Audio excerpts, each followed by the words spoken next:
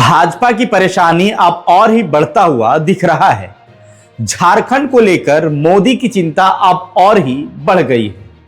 वैसे तो 2019 से लेकर जब से हेमंत की सरकार है, झारखंड के विषयों में मोदी का नाम तो है ही, लेकिन यह 2024 का विधानसभा चुनाव मोदी को और टेंशन दे गया। इतना बड़ा पद, इतना बड़ा नाम, विश्व के बड़े नेताओं में गिनती आने वाले मोदी झारखंड में आकर ठहर गया। ऐसी तस्वीर जैसे कि लग रहा है अब इस पर पूर्ण विराम लग चुका हो। सवाल खड़ा कई हो रहे हैं। अगर मुख्य रूप से बात करें तो क्या अब भाजपा 2029-2034 में बैक करेगी? यह सवाल इसलिए बनता है कि झारखंड में विधानसभा चुनाव हारने के बाद बीजेपी के तमाम नेता समीक्षा करने में लगे हैं। हाल ही प्रदेश कार्यालय में समीक्षा हुई। बताया जाता है कि यह समीक्षा बैठक में ज्यादा कुछ निकला नहीं और कहीं ना कहीं असफल साबित हुआ।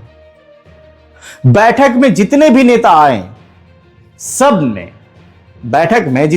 आए, सब क्षेत्र में हुई कमियों को गिनाने में लगे रहे। कोडरमा से विधायक और भाजपा नेता नीरज यादव ने कहा कि चुनाव परिणाम अप्रत्याशित है। उन्होंने कहा कि भाजपा कार्यकर्ता समर्पित और बहुत संवेदनशील है।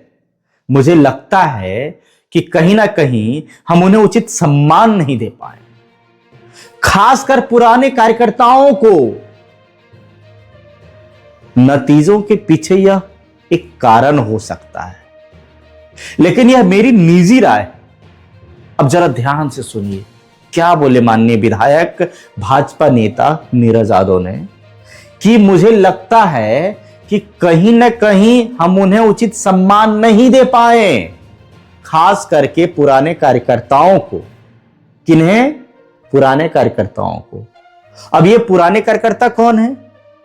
बाबूलाल मरांडी, अर्जुन मुंडा, अमर बाउरी, या कौन है? किसने उचित सम्मान नहीं दिया? हवाई मार्ग से आए लोगों ने, या कौन? झारखंड के जमीनी मुद्दों को इन स्थानीय नेता जानते हैं, या हवाई वाले, केंद्रीय नेतृत्व वाले? नतीजों के पीछे एक कारण हो सकता है, यह नीरज यादव कह रहे हैं। वहीं पूर्व विधायक और गोड्डा से पार्टी के उम्मीदवार अमित मंडल ने कहा कि हमें ऐसे नतीजों की उम्मीद नहीं थी, खासकर संथाल परगना में। हम अपनी गलतियों को सुधारेंगे और मजबूत होकर उभरेंगे।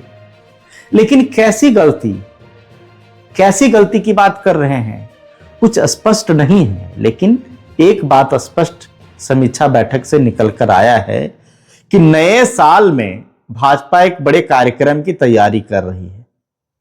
इसमें राज्य में हो रहे बांग्लादेशी घुसपैठ से आदिवासी समाज के सामने उत्पन्न संकट के साथ भ्रष्टाचार के मुद्दों को उठाया जाएगा।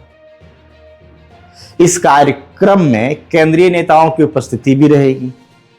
भाजपा विधायकों से सदन में भी इस मामले को प्रमुखता से उठाने को कहा गया है।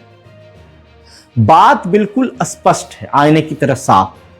जिस तरह से नैरेटिव चुनाव में सेट किया गया भारतीय जनता पार्टी के द्वारा, नरेंद्र मोदी की पार्टी के द्वारा, बिल्कुल वही नैरेटिव बांग्लादेशी घुसपैठ, डेमोग्राफी चेंज, बटोगे तो कटोगे, बिल्कुल यही बातों को अब झारखंड की जनता के मन में डालकर जनता के मन को मैनिपुलेट करने की कोशिश किया जाएगा। जबकि यह नैरेटिव झारखंड की जनता में कहीं फिट नहीं बैठ पाया और भारतीय जनता पार्टी के जितने भी दिग्गज नेता हवाई मार्ग से झारखंड की हरियाली का आनंद लिए, उन नेताओं की विचारधारा होटल रेडिसन ब्लू में ही रह गया। वह नेता जाते जाते भी वही नैरेटिव वाली बात कर गए कि हेमंत सोरेन सरकार बना लिए। उनको सरकार बनाने की बहुत बहुत शुभकामनाएं, लेकिन झारखंड को बांग्लादेश नहीं बनने दिया जाए। बांग्लादेश की घुसपैठियों को हेमंत सोरेन चिन्हित करे और उसे निकाले।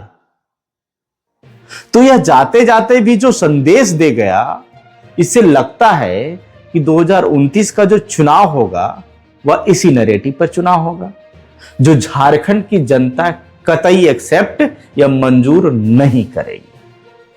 तो सबसे बड़ा सवाल कि जब झारखंड की जनता बांग्लादेशी घुसपैठ बटोगे कटोगे वाली नैरेटिव मंजूर नहीं करेगी तो अमित शाह मोदी की बीजेपी क्या करेगी फिर?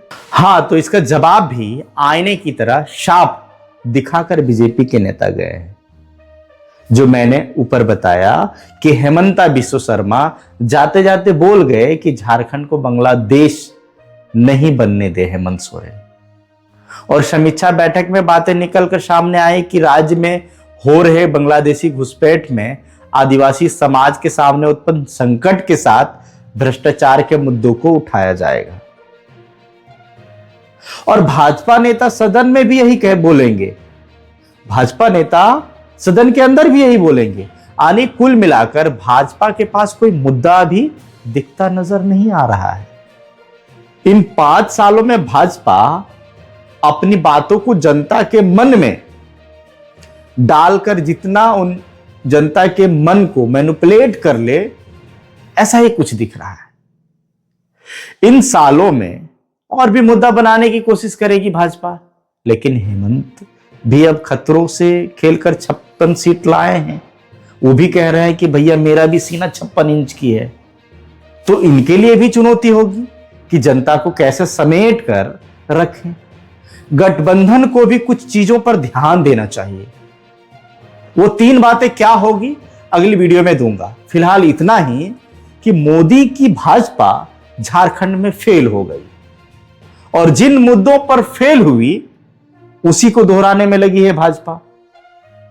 तो बताइए, क्या झारखंड की जनता इन्हीं बातों को स्वीकार करेगी या भाजपा अपनी बातों को बार बार कहकर जनता को मैनिपुलेट कर पाएंगे? ग्राउंड रिपोर्टिंग के जरिए देता रहूंगा सारी जानकारी। फिलहाल आप अपना चैनल आईना प्लस को कर दीजिए सब्सक्राइब और वीडियो को कर दीजिए शेयर। दीजिए पंकज को इजाजत। जोहार।